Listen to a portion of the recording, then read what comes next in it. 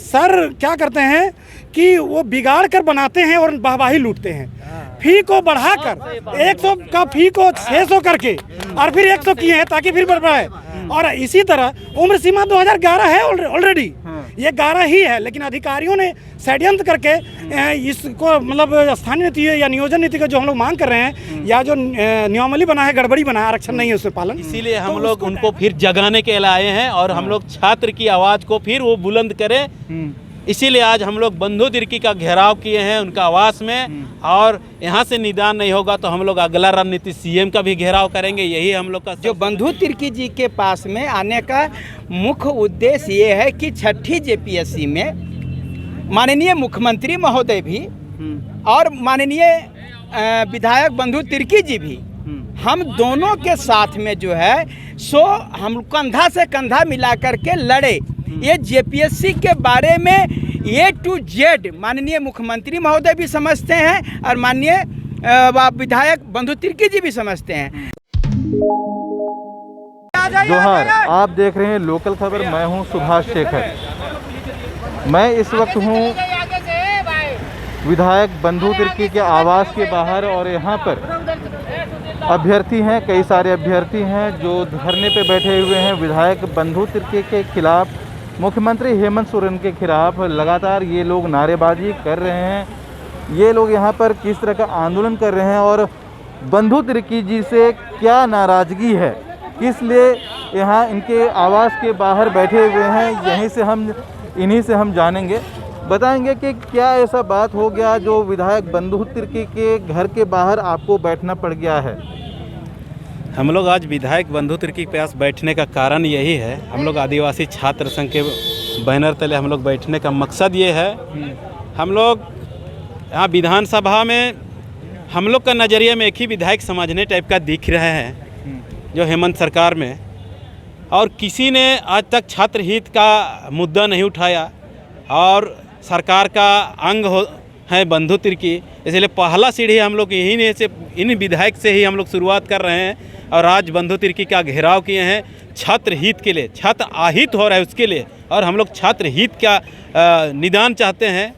और जहाँ यहाँ पहला मुद्दा है जेपीएससी का उम्र सीमा, ये सरकार जो कह रही है हम 5 साल का छूट दे रहे हैं। बताइए, बंधु तिर्की जी का जो छवि है एक झारखंडी नेता है कि झारखंडी भावनाओं का वो आदर करते हैं और उसकी आवाज़ उठाते रहे सड़क से लेकर सदन के अंदर तक, फिर आज ऐसा क्या वो कर दिए जो उनके घर के बाहर उनके खिलाफ नारेबाजी करने की ज़रूरत पड़ रही है। जिस बैल चलता है ना उसी को नारा जाता है, हल जोतने का समझते हैं। बंधु तिर्की बोलते हैं छात्र हित का, इसीलिए उसके पास फिर हम लोग बुलवाना चाह रहे हैं, मेरे आवाज़ को सरकार तक आप पहुंचाइए, छात्रों की आवाज़ को नहीं सुना जा रहा है। और उन्हीं के माध्यम से हम लोग जो जेपीएससी में जो उम्र सीमा जो कट ऑफ डेट 16 किया गया है वो कंटिन्यू किया जाए, अब 11 से कंटिन्यू किया जाए, यही हम लोग का मांग है। और इसीलिए आज बंधु तिर्की एक विधायक हैं, वो छात्र हित की बात करते हैं रोड से सदन तक, और उनसे उम्मीद करते हुए आज हम लोग रिक्वेस्ट करने आए हैं कि आप, कहने का मतलब है कि बंधु तिर्की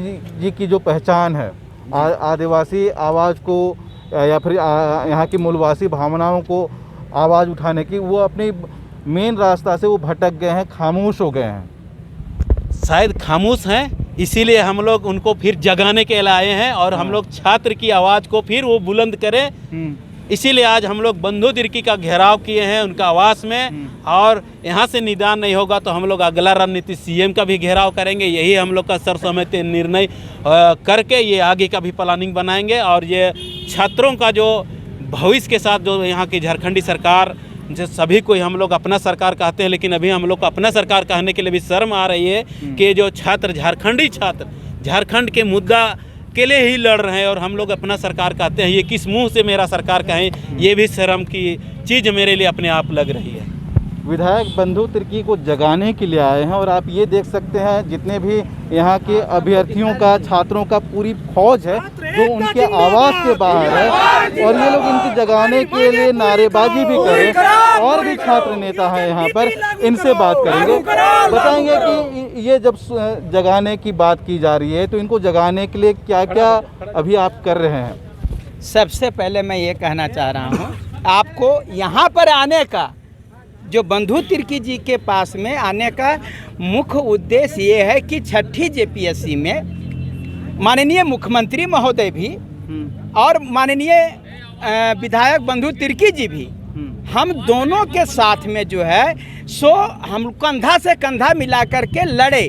ये जेपीएससी के बारे में A to Z माननीय मुख्यमंत्री महोदय भी समझते हैं और माननीय विधायक बंधु तिर्की जी भी समझते हैं। तो जो समझते हैं उनको ही समझाना में बेटर है, जो नहीं समझते उनको क्या समझाएंगे।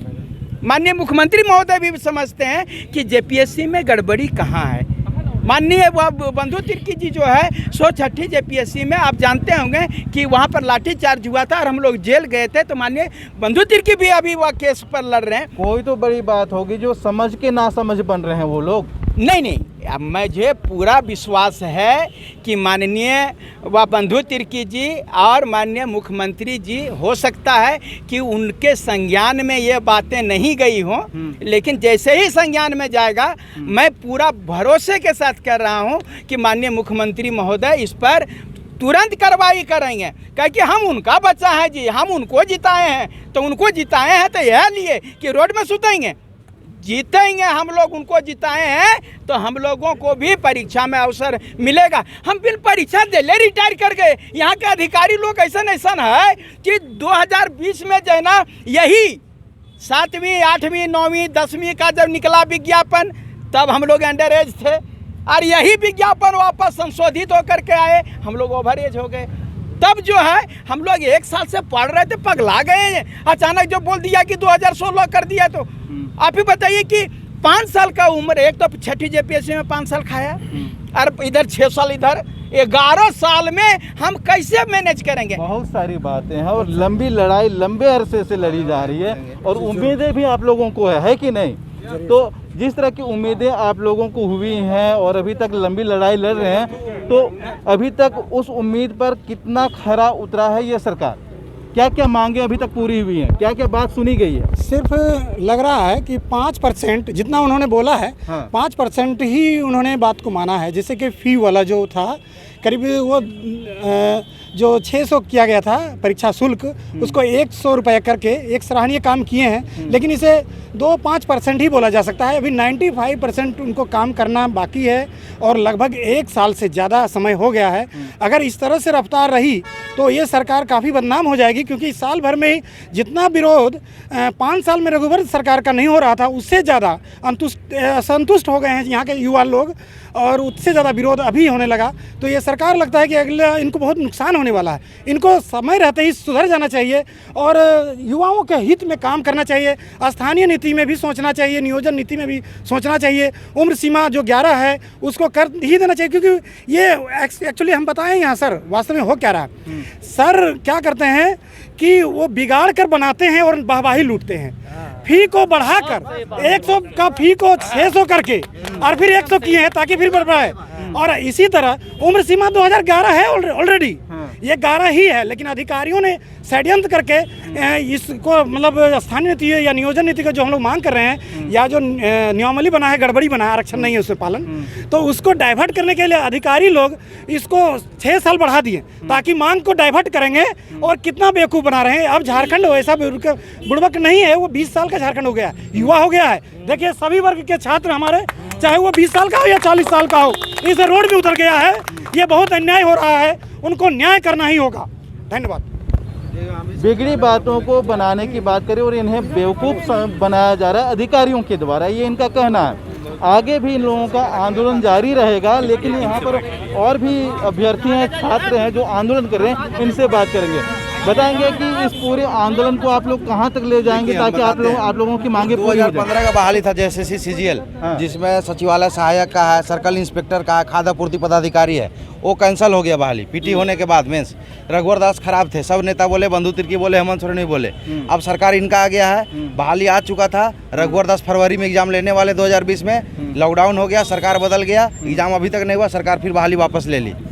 और हम सुबह आए नहा के, मेरा यहाँ कंधा में दर्द है फिर भी पढ़ने आए लाइब्रेरी, मगर कहाँ आ गए आंदोलन करने। ये हालत हो गया है समझे।